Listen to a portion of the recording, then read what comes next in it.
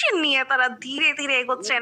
সামনে ওএফসি প্লেয়াররা রয়েছেন, হয়তো বা অন ফায়ার সাইনাইডের সাথে আমরা ইলেকট্রো একটা ফাইট খুব শীঘ্রই দেখতে পাবো, এবং ওয়ার তারাও কিন্তু খুব স্ট্রাগল করছেন এই ম্যাচটিতে।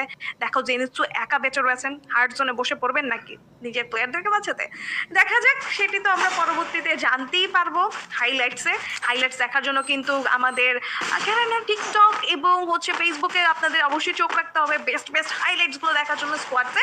বাট রাইট নাও আমরা রিয়েল অ্যাকশনে মনোযোগী হবো, যেখানে জব ব্রেকার্স ফাইট করছেন এফবিওদের সাথে। বাট আমার মনে হয় এফবিওর এই ফাইটটি নিতে একদমই আগ্রহী না, তারা খুব দ্রুতই পোর্টেবল লঞ্চ প্যাড ব্যবহার করে বেরিয়ে যাবেন। ক্লিক শট এবং তার টিমমেটরা সবাই বেরিয়ে গেছে। ফ্রন্টম্যান তিনিও কিন্তু অবস্থান নিয়েছেন যে ভাই আমরা ওপেন গ্রাউন্ডে নয়, আমরা হচ্ছে পার্মানেন্ট কভারে বিশ্বাসী। এখান থেকে কিন্তু তারা একদম পার্মানেন্ট একটা কভারের উদ্দেশ্যেই বেরিয়ে গেলেন। জব ব্রেকার্স তাদেরকেও কিন্তু খুব দ্রুত বেরিয়ে যেতে হবে। ট্র্যাকশন টাইটান্স এখনো পর্যন্ত রোটেশনে ব্যস্ত থাকবেন।